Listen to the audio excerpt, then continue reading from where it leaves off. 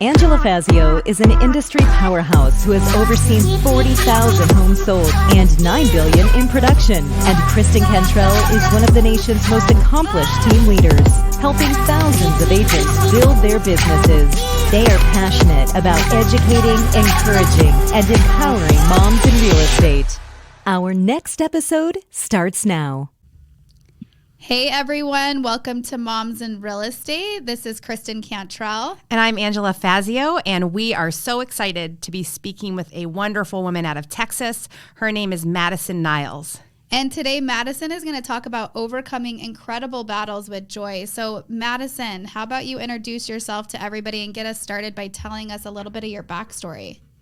Yeah, absolutely. Hi, I'm so happy to be here. I'm so excited to share my experience and hopefully be a little bit of an inspiration to some other moms out there navigating the real estate world and just career world in general. Mm-hmm. I am in Dallas, Fort Worth, and I am actually a real estate broker. I got my real estate broker's license when I was 27. And we have a brokerage here in DFW, and I run it with my husband, Travis, and my mother-in-law, Kimberly. And we're a third-generation real estate family. And so we do everything under the sun real estate. My husband's brother and wife, my sister-in-law, they are mortgage lenders, and this side of the family does real estate stuff, and we buy and hold investment properties and fix and flip properties and help, over 80 families a year buy and sell their homes. So we do a little bit of everything, and 24/7 is what we do, around the dinner table at Christmas Eve. So we love it. That's my household too. It definitely is your household too, Angela. How is that working with your mother-in-law and all of your husband's family? Yeah, it's, we all have a very similar mindset and a very similar drive, which, is awesome. Whenever I got paired up with them, we just flowed so well together. But, we're able to keep it professional, and go through things at the office. And then no matter what happens at work, we'll always go out to dinner, and, it's a totally different thing and everything like that. So, but it's fun. It's good. We, like I said, we all have the same drive, so we know, and the same goals. And so we help push each other, and, we can keep business and our personal stuff personal. So it's been fun. I think it's so cool because especially like you have a 1 and a 3-year-old. So to have like your mother-in-law and like your husband and your all the family around, like I feel like it would be so much better to have them all around when the kids are young to be able to help you. So that when you're busy at work, like everyone kind of has, like, they all understand and they're all like very willing to help, I'm sure. Oh yeah, absolutely. Yeah. Our whole entire family. And then even my side also lives here in the DFW area. So between me and Travis and both of our families, everyone is right here about 20, 30 minutes away. So, and you always hear this saying, like, it takes a tribe, but it really does, especially whenever you're trying to build a business with, the whole family, and, everyone is going so many different ways and pulled in all these different directions. And, it has really helped, especially whenever we first got into the business. I've been in real estate. I'm going on my 7th year, actually, in November. And Travis and Kimberly, their family has been in real estate, for over 20 years. But whenever they got into the business was because I got pregnant with our first child and I was very sick. And so they were like, oh, we're going to go ahead and get our real estate licenses and kind of work on this side of it to help you out. And so they ended up falling in love with it. And I was Keller Williams at the time. And so, we were like, okay, well, I'm just going to go ahead and get my broker's license, and we're going to start our own brokerage, and we can have it a really tight-knit family community culture. And we just started hiring on agents really this past year. And we've really loved being able to, pour into them and train them and, share our experiences and everything. And so, that's kind of where we're going, in the future. So, awesome. Yeah, that's an exciting story that your family knit together because of you when you were pregnant and sick. I mean, that's cool for your family just to come to action and come and support you so far to get their license so that they can professionally help you as well. You know, most families will personally help you, but they're like, oh, we'll just get our licenses and help you professionally as well. That's fantastic. Exactly. I know. Yeah, it wasn't. It's blossomed into this huge thing. So. Yeah, that is so awesome. And I think like you're not even 30 yet too, which is so cool, right? You're 29. Mm-hmm. 29. Yeah, I have to think about that for a second. But yeah. So I think that's so cool because you've been in real estate for 7 years. You got your broker's license at 27. So I know there's a lot of young people that can use being young as like almost like they can't do it because people don't take them seriously. But here we are. And what people don't know, what you guys listening don't know, because I don't know if you can tell, but Madison has a fantastic attitude toward life. And what you don't know, it's not been so easy. Yes. So we're really thankful, Madison, that you're willing to have a great conversation with us about your struggles so that our audience can benefit from your amazing, amazing attitude. Yeah, absolutely. Yeah, and I'll kind of go into that just a little bit. You know, overcoming things is, you know, of course, the people that you have around you, but also a mindset and, you know, kind of being able to claim that victory over yourself from the beginning and then being able to claim it through the journey and then kind of seeing where you've become, who you've become through that. And, you know, we have our 3.5-year-old Easton, and that's whenever we kind of started our brokerage together. And then very briefly after that, we had gotten pregnant with twins. And, you know, long story short, we ended up losing them at 22 weeks, which was completely heartbreaking and very traumatic, you know, for me and the whole family.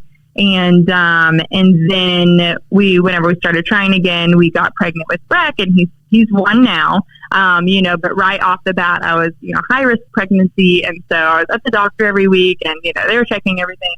And then whenever he was born, they found out with the newborn screening a couple of weeks after he was born that he was had a severely combined immunodeficiency labeled SCID. And it was so rare. It only affects like 1 out of every couple 100,000 babies or something. And so right at the beginning, and pretty much that just means that he had no T cells and no B cells in order to fight off any kind of virus or bacteria. And so he was kind of like a bubble baby, you know, for the first couple of months of his life while we were trying to figure out and get all this testing and go to the doctors and everything to figure out what exactly was going on. And he was actually going to have to get a bone marrow transplant when he was about 4 months old. And, you know, we're a family of faith, so we put all of that into the Lord's hands and everything like that. But, it was the week before he was supposed to be admitted to the hospital to get, you know, his pre-testing and everything like that to get our bone marrow transplant that his T cell count had just happened to come up right above the point where he would be sentenced to have to go and do that. And so the doctors wanted to pull back and just kind of wait it out and see. And so he ended up getting antibody infusions for the antibodies to be replaced until we kind of figured out a little bit more of what was going on. So now his T cell count has come up to normal, but his B cell count is still practically non-existent. So we actually go in once a month and get antibody infusions with him at the Children's Hospital over here in Dallas. And it's about a 4 or 5 hour treatment that, you know, we have to do. So, you know, being a little 1-year-old baby, it's really hard, you know, and as a mother, it's going through all of that and not knowing what's wrong with your child and, you know, having another toddler at home and he doesn't understand why he can't be around his new brother. And, you know, we had to like kind of block his room off and he had to pretty much sleep in there from day one because they didn't want him just kind of out in the house. And, you know, little toddlers can kind of have sniffly noses all the time. So we're very careful. You know, I pretty much stayed in his room with him the majority of the time. And, you know, it can be debilitating, you know, and all moms go through something, you know, whether it's pre-motherhood or during motherhood or post or, you know, whatever it is that, can put you in a really tough place and be completely debilitating. But, I think it has a lot to do with the tribe that you have around you and, your people and your mindset. And if you can, just take every day and, push through it and work towards your goals personally and professionally and things like that. And, it's really cool to see, we're not totally out of the woods yet, but we're in a lot better place now. We've kind of come to a little bit of a sense of normalcy with the treatments and everything. And our whole entire family has been such a blessing because they've been there to help. And even with my brokerage, whenever I was out doing the infusions or I was out at the hospital with him or, he got sick. And so we were paranoid and had to keep him, totally isolated. Kimberly and Travis were able to kind of pick up the slack here, and help push our business and our agents and things like that, keep everybody motivated and moving. So, we've been blessed with the people that we've had around us during this whole time. But that's really excellent. I think that I'm going to ask, like you already mentioned that you're a family of faith and Kristen and I love Jesus with all our heart. And I would think that there's got to be somebody listening right now going, well, how did you face those incredible challenges and you're still facing them and keep joy, and keep, a positive attitude moving forward. So give us a little more practical information about how you do that or how you've done that.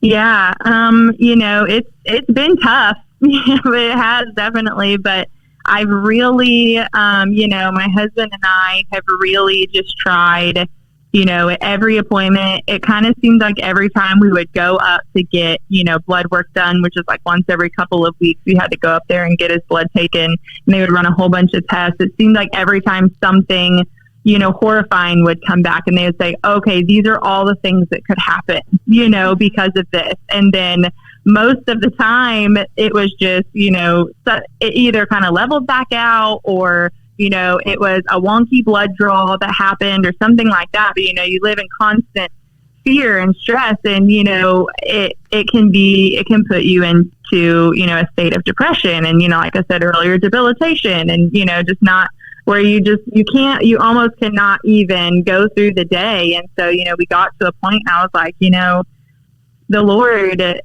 completely has me in this situation and he's going to pull us through it somehow, and I don't know if I would say like visions, but just very prominent kind of thoughts and kind of ideas and things in my head where I kept on seeing our family on this roller coaster. And, I always tell people this story and, and it was scary to go through the loops and down the hills and up the big, increases and all that kind of stuff. And then I would just almost kind of hear and feel a piece of kind of a voice come over me and like a blanket of peace kind of fall over me. And I would almost hear the words like, you're going to get off the coaster, give me a little bit of time. You're going to get off. You'll be able to walk away from it, and I'm getting goosebumps, just talking about it. But I just, I felt that. And it's almost like whenever I would, be fearful again and, something would tell us something else, terrifying on a Friday at 3 p.m. And then we'd have to go through the whole weekend before, because they call you on Friday at 3 p.m. and tell you something that could or could not happen. And then you're waiting the whole weekend to be able to talk to anyone again. I don't know. Because they don't think. It has happened so many times, and I'm like, oh my goodness. And it made our whole family so upset. They're like, they should have just waited until Monday morning. She could go up there and talk to them. Yes. But my goodness. But Madison, I got to tell you, one of the things that you said that, and I don't know if our listeners know this, but in the Bible, it's super clear that if you, with thanksgiving, make your request known to God, that he will give you a peace that surpasses all understanding. Doesn't mean he's going to fix everything, but that peace that you're talking about, that he can blanket over you, I've got to believe that has to be a big part of how you can make it through such unknown territory with your little guy. Oh yeah, it's huge. I mean, had probably more, anxiety and stress over this last year than I ever have in my entire life, but every time I would just be like, okay, Lord, like, I don't know what's going to happen, but you do. And you've gotten us through, not having to get a bone marrow transplant, whenever the doctors like told us it was a 99% chance that we were going to have to do that, and then like you got us through, this liver scare that, they thought that his liver was having issues and could possibly fail in the future. You got us through some other, things that they had told us that he could be possibly diagnosed with this mutated gene that we don't know what's going on, with it. And every single time that I would go home or get one of those calls or look up the test results that they would post online, I would just pray about it, and any time that I reached out and did that, I did. It's almost like you kind of feel it almost, from your head to toe. And it's like you feel a little bit calmer, that anxiety went away, that knot in your stomach, was relieved a little bit, and it, of course, also helps a lot that our entire family is constantly, pushing that into us too. That's how, I was raised, and, my mom is very strong in her faith, and my dad and everything too. And so they're always very encouraging, spiritually and everything as well. But yeah, that has really been what's got us through. And I mean, and still, to this day, I don't know what is wrong with my baby. The doctors, they're talking, doctors in Switzerland and Germany and Russia have now taken an interest in his case. And so, and that takes months. We waited 6.5 months just to get genetic testing results back that we did. Oh my gosh. And so that, because they had to go over, 100,000 different, pieces of the way that the genes and DNA were all, they had to pair it with everything. And like me and Travis had to give blood, and they had to, try to match it and see what was on and where did this come from and what happened. And so they still don't know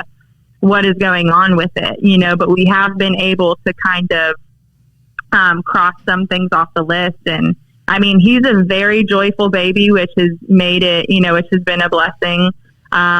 He's happy. He's developing the way that he should be. And, he was a preemie, so he's not like quite walking yet or anything like that, but he's just so happy. We'll go and get his infusion, and after they get done, poking and prodding at him, and they have everything picked up, and we sit there for about 4 or 5 hours, he's just smiling and kind of babbling at him, and it's like he just doesn't even. I know. He doesn't even faze him. He doesn't even remember. So. That is so, like, I literally have a picture of him in my head. I don't know what he looks like. I know. But Is he it's blonde? it's so sweet. Like him, I can see like just a little 1-year-old just smiling and not even like knowing how much like stress you have, know? That's so crazy. Yeah, absolutely. He's just happy to be there with his mama, That's nice. That's nice. But, well, I'm 100% sure that there's somebody out there that's like, okay, I'm not alone in this. Yes. My child has some tragedy, or health problems that are like looming over their whole life. But your example of faith and your example of still having, you and your family building your business, and that joy and that hope is an inspiration. It really is. It totally is. Thank you so much for being so vulnerable with us too. I mean, that's gotta be hard to share. So we so appreciate it. And not only do I think that like another part of it is I feel like so many people have so many excuses on why they're not succeeding in real estate. And I feel like you've had so many things thrown at you and you've still succeeded and you're successful. So I want people to look at this and be encouraged that no matter what life throws at you, you can make this work, Mm-hmm. Yeah, absolutely. And it makes those times so much sweeter too, whenever you're able to fulfill what you're trying to do, or at least make strides towards that, during everything. And it's cool to see, whenever you've been through stuff, it's cool to see kind of how you're coming out of it, how you think different, how you feel different. And, it's been neat to kind of see the woman that I have become through that, and been able to see different pieces of myself that either, weren't there or, not fully risen yet, but just you become a stronger person. I've been a lot stronger in my faith through it. And, as a mom, and so much more appreciative of everything too, Well, I'll tell you one more thing that I find admirable before we close is that everyone has not everyone has a choice of what happens to you in your life, but everyone has a choice about how they react to it. And you clearly, instead of taking the road of, and I'm not saying you never feel depressed, but depression and defeat and sticking your head in the sand saying, I'm just going to focus on the problems. I see you focusing on the solutions and the victories and the joy and the accomplishments and your growth. And that is an incredible mindset. Yeah. Thank you. Yeah. Well, thank you. Yeah. It's definitely something that was learned and prayed for. It doesn't naturally, people don't naturally think that way. People are naturally like, oh, woe me. You got to work on it. You got to work on it every day. For sure. Absolutely. Okay, Madison, really thank you so much for today. I know that our audience is blessed by you. And so Kristen and I thank you. Yeah, absolutely. Thank y'all so much. You're welcome. Talk to you later.